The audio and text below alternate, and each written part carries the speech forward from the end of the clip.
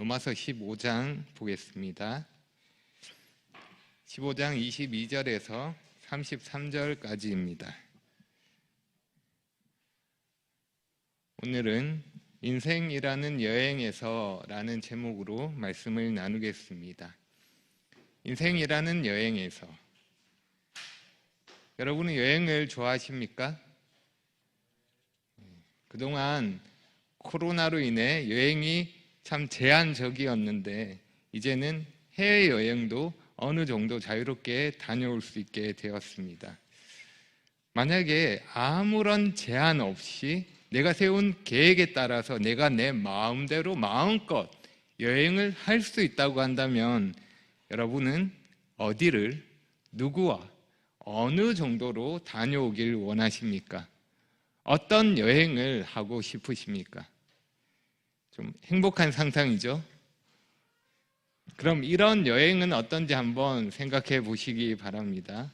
이 여행은 총 3곳을 방문하게 됩니다. 최종 목적지까지 2번의 경유지를 지나는 것입니다. 첫 번째 경유지로 가야 하는 곳, 그까지 여행길은 1300km 정도 됩니다. 이해를 돕기 위해 좀 비교를 하면 한반도 남한 끝에서 북한 끝까지보다 조금 더 먼 거리입니다. 그리고 2번째 경유지까지 거리는 그 거리, 한반도 끝에서부터 끝까지 거리의 2배 되는 거리입니다. 왕복하는 거리라고 할 수 있습니다. 그리고 마지막 3번째 목적지까지 다시 가는 거리는 다시 한반도 거리 정도 됩니다. 그래서 총 여행 거리를 따지면 한반도를 2번 왕복하는 거리보다 더 먼 거리가 됩니다. 어떤 여행지 감이 오십니까? 그만큼 먼 거리를 가야 하는 거고, 그만큼 많은 시간이 걸리는 거고, 그만큼 고생하는 여행이라는 말입니다.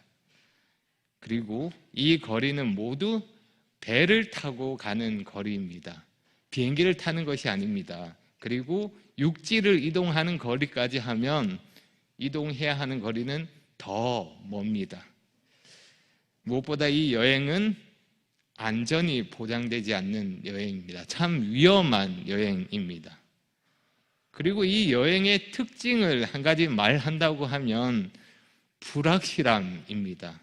이 여행에 대해서 확실한 것은 별로 없습니다. 상황에 따라 어떻게 변할지, 어떤 일이 생길지 알 수 없습니다.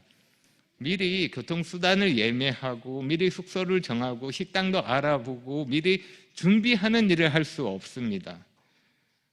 만약에 누군가가 이런 여행을 한다고 했을 때 여러분 그에게 뭐라고 이야기하시겠습니까? 여행 때문에 그렇게 고생할 필요가 있냐고, 그런 여행은 하지 말라고 말할 것입니다.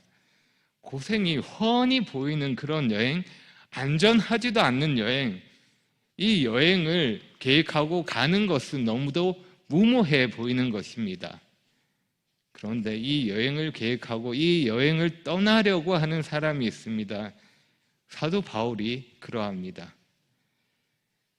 우리 인생을 말하는 여러 비유들이 있는데 여행도 그 중에 하나라 할 수 있습니다. 오늘 본문에서 우리는 바울의 여행 계획과 그 여행의 목적을 알 수 있는데, 그런 의미에서 생각하면 바울에게 있어서 여행은 비유가 아닙니다. 그에게 있어서 여행은 곧 인생이라고 할 수 있습니다.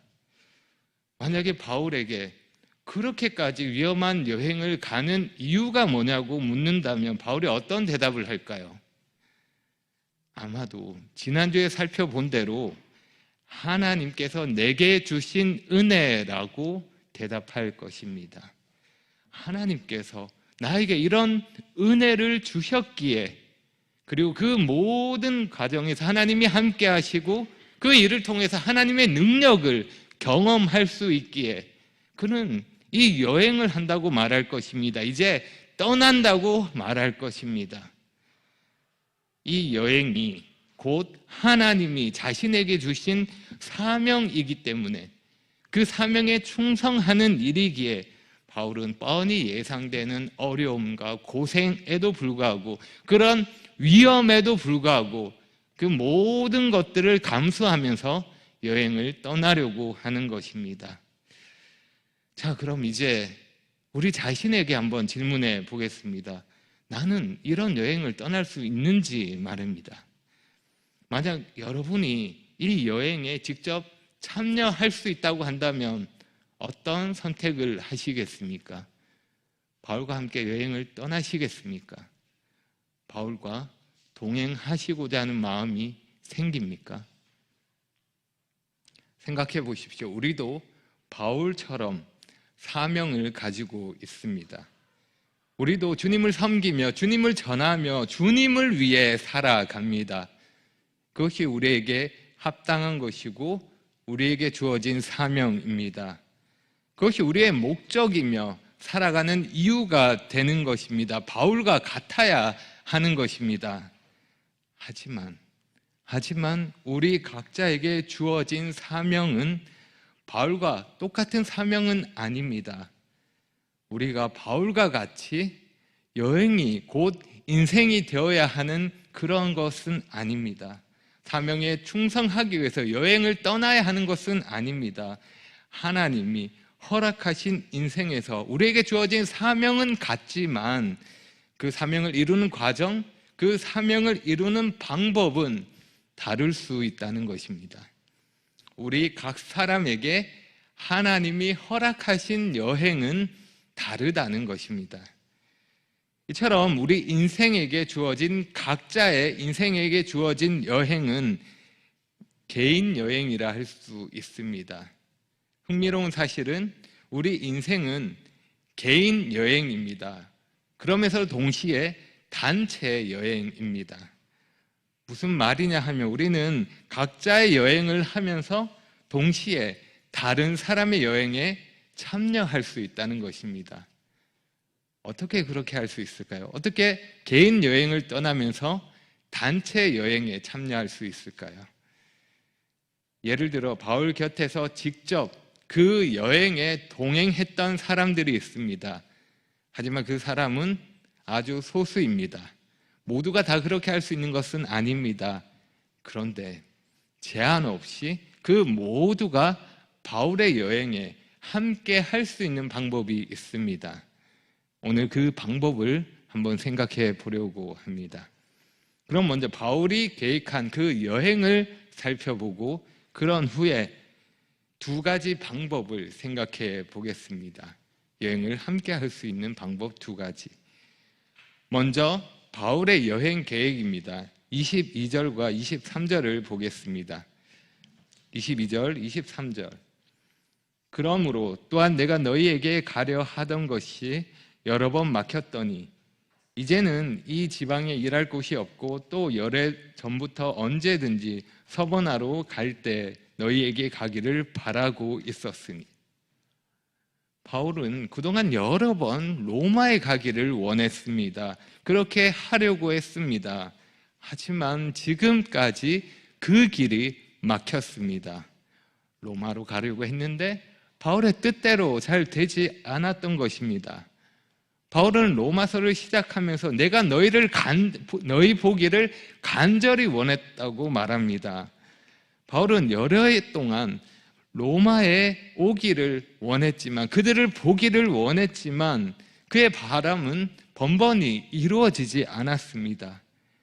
하지만 그 모든 것이 하나님의 뜻 가운데 이루어진 일입니다. 그래서 바울은 계속해서 성령님의 인도하심 가운데 소아시아와 마게도냐와 아가야와 그 지역의 복음을 편만하게 전했습니다. 그리고 로마는 다른 누군가로부터 복음이 전해졌고 로마 교회가 세워졌습니다.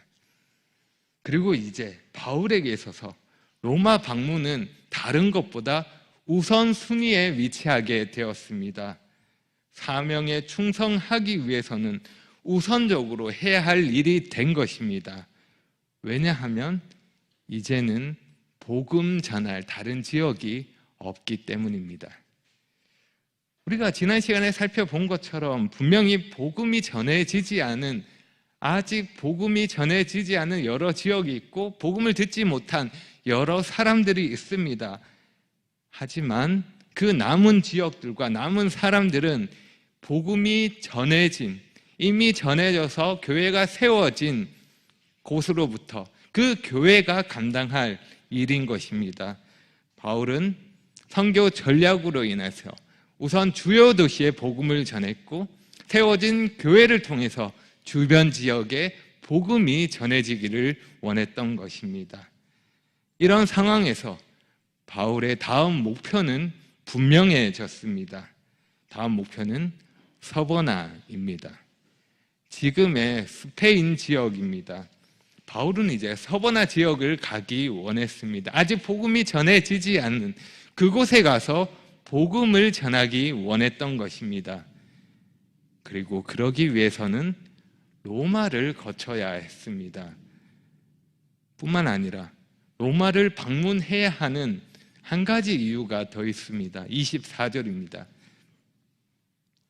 이는 지나가는 길에 너희를 보고 먼저 너희와 사귐을 얼마간 기쁨을 가진 후에 너희가 그리로 보내주기를 바람이라.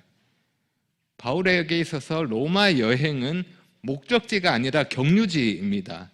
바울이 바라는 것은 로마 교회와 함께 하는 것뿐만 아니라 그 우선적인 목적은 로마 교회가 서버나 선교에 있어서 그 거점이 되는 것입니다. 로마 교회가 이 일에 동참해 주기를 바라는 것입니다. 로마 교회가 바울의 여행에 함께 할 수 있는 첫 번째 방법을 여기서 생각할 수 있습니다.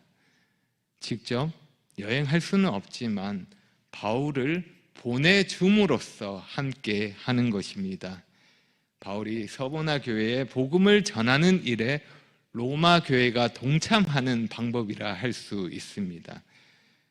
여기서 보내주기를 바란다라고 말할 때 보내다라는 단어의 사전적인 의미가 그러합니다.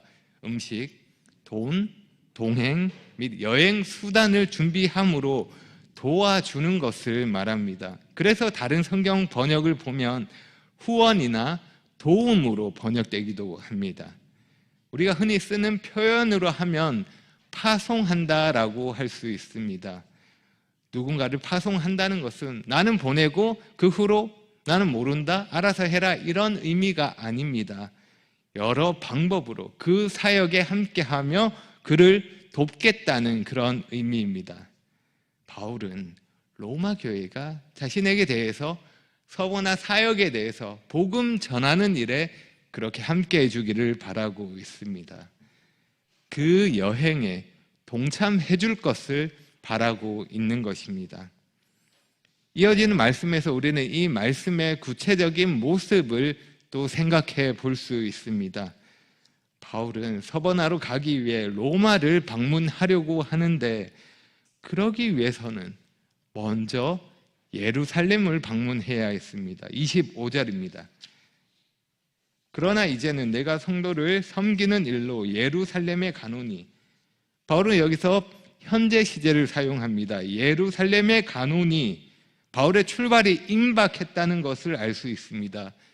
어쩌면 이 여행이 이미 시작된 것과 다름없다는 그런 의미가 됩니다. 바울의 이 여행을 잠시 정리하면 이랍니다. 바울의 목적지는 서버나입니다. 서버나에 복음 전하는 일을 하기 위해서 여행을 떠나는 것이 바울 여행의 목적입니다. 그리고 그 목적을 이루기 위해서 로마를 방문할 것이고 로마 교회가 이 일에 동참하기를 바라고 있습니다. 그런데 그 전에 먼저 방문해야 하는 곳이 예루살렘입니다. 지금 바울이 있는 곳은 고린도입니다. 고린도에서 서쪽으로 이동해서 로마에 가고 그리고 조금 더 서쪽으로 가서 서버나로 갈 수 있습니다. 그것이 자연스러운 여행입니다. 그런데 바울이 예루살렘으로 가게 되면 정반대 방향입니다. 고린도에서 서버나까지 가는 거리보다 더 먼 거리를 예루살렘으로 다녀오는 길에 그 시간을 써야 합니다. 이런 시간에 이런 생각을 한번 해보십시오. 지금 예배를 드린 후에 우리가 다 함께 서울을 가야 한다고 한번 생각해 보십시오. 그런데 제가 다 같이 서울을 가는데 저는 대전에 다녀와야 한다고 하면 어떻게 하시겠습니까? 같이 가야 되는데. 그러면 어떻게 하시겠습니까? 저 혼자 다녀오라고 하시겠죠? 그죠? 함께 가실 분 계십니까? 네, 제 아내도 손들지 않습니다. 먼저 이런 이야기를 할 것 같습니다. 무슨 일이냐고 그 이유를 묻게 될 것 같습니다. 지금 서울로 가야 하는 방향과 정반대 대전으로 다녀오는 거기 때문에 그 이유가 무엇인지, 그렇게 할 만큼 뭔가 중요하고 긴박한 일이라는 것을 예상하면서 물어볼 것 같습니다. 그 중요한 일이 무엇인지 바울도 그러합니다. 26절에서 알 수 있습니다. 26절입니다. 이는 마게도냐와 아가야 사람들이 예루살렘 성도 중 가난한 자들을 위하여 기쁘게 얼마를 연보하였습니다. 바울이 먼저 예루살렘에 가야 했던 것은 예루살렘에 있던 가난한 성도들을 돕기 위함입니다. 마게도냐와 아가야에 있는 그 이방 교회가 즐거움으로 그들을 위해 연보하였습니다. 여기 연보로 번역된 단어가 코이노니아입니다. 많이 들어본 단어이죠. 사귐, 교제라는 의미입니다. 여기서는 성도를 섬기기 위한 헌금이라고 생각할 수 있습니다. 바울은 이 헌금을 전달하기 위해서 먼저 예루살렘으로 가려고 합니다. 지금처럼 계좌로 보낼 수 있을 때가 아니기 때문에 직접 전달해야 했던 것입니다. 그래서 바울의 여행에 함께 할 수 있는, 바울이 하는 여행을 동참할 수 있는 방법을 간단하게 정리하면 연보라고 할 수 있습니다. 연보. 물질을 드림으로 그의 여행에 함께 할 수 있는 것입니다. 그러면서 바울은 연보의 의미를 설명합니다. 27절입니다. 저희가 기뻐서 하였거니와 또한 저희는 그들에게 빚진 자니 만일 이방인들이 그들의 영적인 것을 나눠 가졌으면 육적인 것으로 그들을 섬기는 것이 마땅하니라. 연보, 물질을 드리는 일은 모순처럼 보이는 두 가지 면을 동시에 가지고 있습니다. 하나는 자발적인 면입니다. 그리고 다른 하나는 의무적인 면입니다. 다시 말하면 연보는 자발적이며 또한 의무적인 것입니다. 다시 말씀을 보시면 26절과 27절에 특별히 반복되는 단어가 하나 있습니다. 찾으셨습니까? 우리 성경에는 다르게 표현되어 있어서 조금 찾기가 어려울 수 있습니다. 기쁘게 라는 말과 기뻐서 라는 말입니다. 같은 단어입니다. 성도들이 자발적으로, 자원함으로, 기쁨으로 물질을 드렸다는 것입니다. 또한 바울은 연보를 드리는 교회에 대해서 빚진 자라고 말씀합니다. 그리고 그렇게 한 것에 대해서 섬기는 것이 마땅하다고 말씀합니다. 은혜를 받은 자로서 허락하신 물질을 드리는 것은 마땅한 의무입니다. 주님을 섬기는 일이고 성도를 섬기는 일입니다. 이렇게 서로 반대되는 일 같지만 이 두 가지는 연보에 있어서 동시에 적용되는 것입니다. 자발적인 것과 의무적인 것. 예를 들어 저는 남편으로서 아내에 대한 의무가 있습니다. 그래서 남편으로서 책임을 다해야 하며 아내를 위해 수고해야 합니다. 그것이 남편으로서 마땅한 의무입니다. 아내를 섬기는 것으로 주님을 섬기는 것입니다. 하지만 저는 이러한 의무감으로 그렇게 하지는 않습니다. 그것만이 전부는 아닙니다. 부부라는 사랑의 관계 안에서 아내를 사랑함으로 아내를 기쁘게 하고 싶어서 섬기는 일을 하곤 합니다. 물론 저의 부족함 때문에 그렇게 하지 못할 때도 있지만 아내를 사랑하기에 자발적으로 그렇게 하고자 하는 마음은 늘 진심입니다. 단순히 하기 싫고 피하고 싶은 의무만이 아니라 사랑으로 기꺼이 그 일을 하고 싶은 것입니다. 자발적인 것입니다. 연보도 그러합니다. 연보는 자원함으로 드리고 책임감으로 드리는 것입니다. 단순히 해야 되니까 의무감뿐만 아니라 하나님을 사랑하는 마음으로 기꺼이 기쁨으로 드릴 수 있는 것입니다. 우리가 그렇게 물질을 드림으로 우리는 누군가의 여행, 누군가의 인생에 동참하고 동행할 수 있습니다. 좀 더 구체적으로 말하면 누군가의 인생에서 하나님이 하시는 일에 나도 참여할 수 있다는 것입니다. 우리도 그 일에 동참할 수 있는 것입니다. 물질로서 그렇게 할 수 있는 것입니다. 복음을 위한 일에, 주님을 위한 일에, 주님을 전하는 일에 내가 가진 물질을 드림으로써 그 일에 함께 할 수 있는 것입니다. 나도 그 놀라운 일에 동참하는 자가 될 수 있습니다.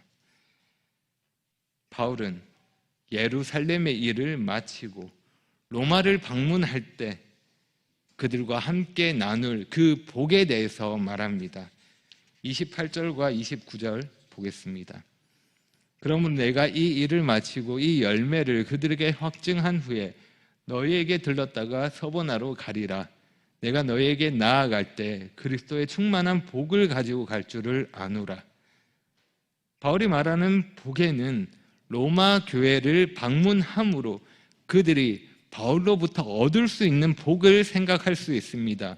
그리고 더 나아가 로마 교회가 바울의 복음 전하는 사역에 동참함으로써 앞으로 누리게 될 그 복도 생각할 수 있습니다. 바울에게 주는 직접적인 복뿐만 아니라 그들이 바울의 사역에 동참함으로써 얻게 될 복을 생각할 수 있습니다. 바울은 로마 교회가 이 충만한 복을 생각하며 자신의 방문을 기다리며 그의 여행에 참여하는 자가 되길 원합니다. 동참하는 자가 되길 원합니다. 마게도냐와 아가야 지역에 있는 교회들이 물질로서 그들을 함께 했던 것처럼, 바울과 함께 했던 것처럼 로마 교회도 물질로서 함께 할 것을 기대하며 또 로마 교회가 그렇게 하리라는 확신을 가지고 있습니다. 이렇게 로마 교회가 바울의 여행에 함께 하는 방법, 연보를 살펴보았습니다. 그리고 다음으로 두 번째로 생각할 수 있는 방법은 기도입니다. 기도 30절과 31절을 보겠습니다. 형제들아, 내가 우리 주 예수 그리스도와 성령의 사랑으로 말미암아 너희를 권하노니 너희 기도에 나와 힘을 같이하여 나를 위하여 하나님께 빌어 나로 유대에서 순종하지 아니하는 자들로부터 건짐을 받게 하고 또 예루살렘에 대하여 내가 섬기는 일을 성도들이 받을 만하게 하고. 바울이 이 불확실한 여행에서 의지할 수 있는 것은 하나님밖에 없다는 사실을 잘 알고 있습니다. 그래서 하나님의 도움을 구하는 것입니다. 그리고 로마 교회가 힘을 같이 하여서 함께 기도해 줄 것을 요청하고 있습니다. 바울은 예루살렘 방문을 앞두고 두 가지 기도 제목을 두고 기도 요청을 하고 있습니다. 첫째는 예루살렘에 믿지 않는 자들에 대해서, 믿지 않는 자들로부터 안전을 지켜주시도록 기도를 요청하고 있습니다. 그리고 둘째는 예루살렘에 있는 믿는 자들에 대해서, 그 믿는 자들이 예루살렘 성도들이 바울이 전달하는 그 연보를 기쁨으로 기꺼이 받을 수 있게 해달라고 기도하고 있습니다. 로마 교회가 힘을 같이하여 기도함으로 바울의 이 여행에 동참했을 때 하나님은 그들의 기도를 들으시고 선하신 뜻대로 이루어 주실 것입니다. 그러면 바울은 로마 교회로 다시 방문했을 때 이러한 결과를 얻게 될 것입니다. 32절입니다. 나로 하나님의 뜻을 따라 기쁨으로 너희에게 나아가 너희와 함께 편히 쉬게 하라. 바울은 기도합니다. 그리고 그 기도에 로마 교회도 함께 합니다. 하나님이 그 기도를 들으십니다. 그리고 그 결과에 대해서 하나님이 이루어 주십니다. 하지만 그 결과는 하나님의 주권이며 하나님의 권한입니다. 그 모든 일이 하나님의 뜻대로 그 뜻을 따라 이루어질 것입니다. 존 스토트는 이 부분에 대해서 이렇게 말합니다. 기도의 목적은 하나님의 뜻을 우리의 뜻에 굴복시키는 것이 아니다. 기도는 우리의 뜻을 하나님의 뜻에 맞추는 것이다. 기도의 목적이 그러합니다. 우리의 뜻을 내세우는 것이 아닙니다. 하나님의 뜻을 우리에게 받아들이고 하나님 뜻에 우리의 뜻을 맞추는 일입니다. 하지만 우리는 자주 기도할 때 우리의 뜻보다 하나님 뜻을 앞세울 때가 많습니다. 그것이 우선될 때가 많습니다. 하지만 그렇다 하더라도 하나님은 언제나 그분의 선하신 뜻대로 그 모든 일을 행하시고 이루실 것입니다. 그래서 때때로 우리는 기도를 통해서 전혀 예상하지 못한 결과를 얻게 될 때도 있습니다. 바울이 로마서를 쓸 때 이 기도 제목들을 한번 생각해 보시기 바랍니다. 바울과 로마 교회는 그 결과에 대해서 전혀 예상하지 못했을 것입니다. 이 기도가 어떻게 응답될지 알 수 없는 것입니다. 하지만 우리는 사도행전을 통해서 이 기도가 어떻게 응답되었는지 알 수 있습니다. 하나님께서 예루살렘 믿지 않는 자들로부터 바울을 지켜주셨습니까? 이 기도가 응답되었나요? 바울은 결박당했습니다. 체포당했고 재판받는 죄수의 신분이 되었습니다. 기도하면서 기대했던 모습과는 다른 모습일지도 모릅니다. 하지만 우리가 사도행전에서 알 수 있듯이 하나님은 유대 무리들의 폭동에서 그들을 보호하셨고 바울을 보호하셨고 또 바울을 죽이려는 유대인들의 음모로부터 그를 안전하게 지키셨습니다. 그리고 배가 난파되는 그런 위험을 겪었지만 결국 안전하게 로마에 이르게 되었습니다. 죄수의 신분이었지만 하나님 그가 로마에 무사히 도착할 수 있도록 그를 인도하셨습니다. 기도가 응답된 것입니다. 바라는 모습은 아닐 수 있지만 기대했던 모습과는 다를 수 있지만 하나님의 선하신 뜻대로 그것이 이루어진 것입니다. 두 번째 기도 제목에 대해서 사도행전에 분명한 기록은 없습니다. 하지만 추측할 수 있는 것은 바울이 벨릭스 앞에서 재판을 받을 때 이렇게 말한 바 있습니다. 내가 내 민족을 구제할 것과 재물을 가지고 와서 아마 이 말씀으로 미루어 짐작해 볼 때 이방인의 교회가 보낸 이 연보를 예루살렘에 있는 유대인의 교회가 기쁘게 받았음을 생각할 수 있습니다. 이방인과 상종하지 않는 유대인들이 그들이 보낸 선물을 기쁘게 받았다는 것입니다. 기도를 생각해 볼 때 우리 인생의 여행에서 우리가 항상 가지고 있어야 하는 필수품이라고 생각할 수 있습니다.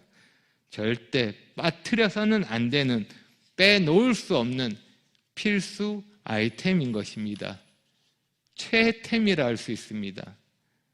우리를 보호하는 안전장치이고 우리를 지키는 무기가 됩니다. 그리고 그 결과는 하나님의 선하신 뜻에 따라 그 섭리 안에서 이루어질 것입니다. 그래서 우리가 기도하고 안심할 수 있는 것입니다. 내 뜻대로 되는 것이 아니라 완벽하신, 온전하신 하나님의 뜻에 따라 그 기도가 이루어지기 때문입니다. 물론 우리는 다 이해할 수 없습니다. 그 결과는 다만 하나님께 맡길 뿐입니다.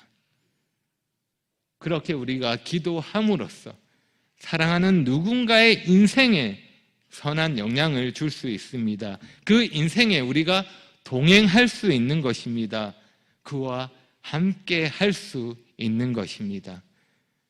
내가 직접 참여할 수 없는 그 많은 일에 대해서 기도로 함께 할 수 있고 기도로 그 사역에 힘을 보탤 수 있는 것입니다. 하나님이 우리 기도를 들으시고 함께 하시고 하나님이 역사하시기 때문입니다. 우리가 기도해야 할 이유가 충분한 것입니다.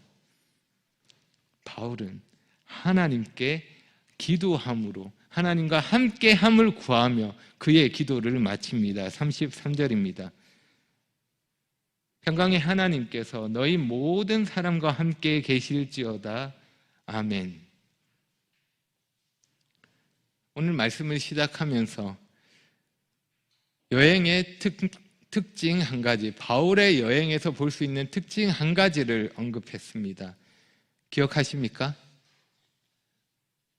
불확실함, 그 불확실함을 언급했습니다. 바울의 여행에서 확실한 것은 없습니다. 우리 인생도 그러합니다. 인생이라는 여행에서 확실한 건 별로 없습니다. 참 많은 것들이 확실하지 않고 알 수 없는 것들입니다. 하지만 우리에게 확실한 것이 하나 있습니다.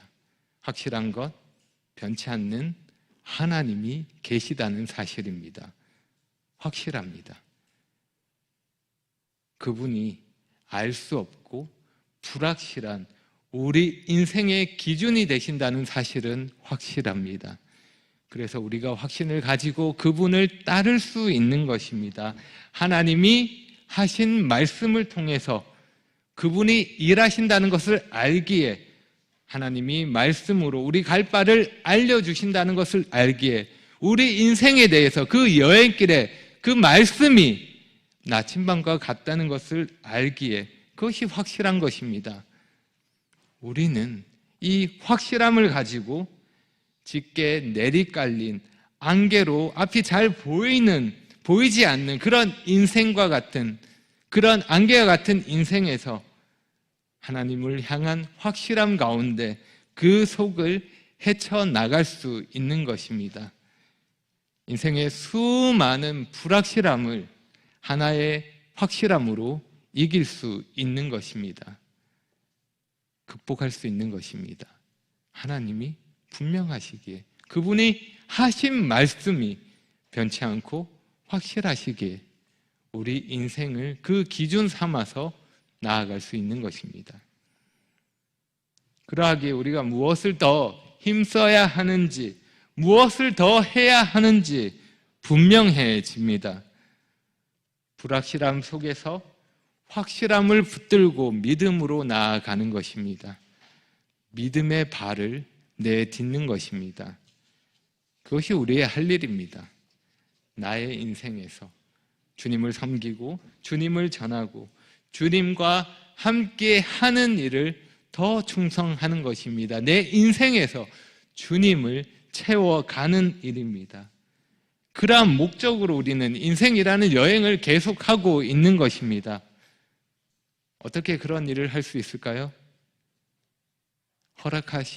주님이 허락하신 기회를 따라 내가 직접 할 수 있는 일을 하는 것입니다. 주님을 섬기는 일에 직접 동참하는 것입니다. 뿐만 아니라 우리는 간접적으로 주님을 섬기는 일에 참여할 수 있습니다. 누군가의 인생에 물질로서 동행할 수 있고 기도로서 동행할 수 있습니다. 이제 코로나가 지나면서 교회의 여러 사역들이 회복되고 있습니다. 다시 시작된 애창과 토요 실버 학교, 오랜만에 재개되는 그러한 캠프들이 있습니다. 주일학교 여름 성경학교와 청년의 위드 바이블 캠프가 있습니다. 학생회는 캠프를 위해 거제도를 다녀옵니다. 그런데 이 모든 사역에 대해서 우리가 모두 다 이 모든 일에 동참할 수 있습니다. 놀랍지 않으십니까? 비록 우리가 직접 그 일에 함께 할 수 없더라도 하나님이 그 모든 일 가운데 함께 하시니 우리가 하나님께 기도함으로써 함께 할 수 있습니다. 나에게 주신 물질을 하나님께 드림으로 함께 할 수 있습니다. 그리고 직접 섬길 수 있는 기회가 있을 때 우리가 적극적으로 함께 할 수 있습니다. 그렇게 할 때 우리 여행은 외롭지 않은 여행이 될 것입니다. 보다 풍성한 여행이 될 것입니다. 무엇보다 하나님이 기뻐하시고 하나님이 함께 하시는 여행이 될 것입니다. 여러분도 그러한 여행을 함께 하고 싶지 않으십니까? 기도하겠습니다.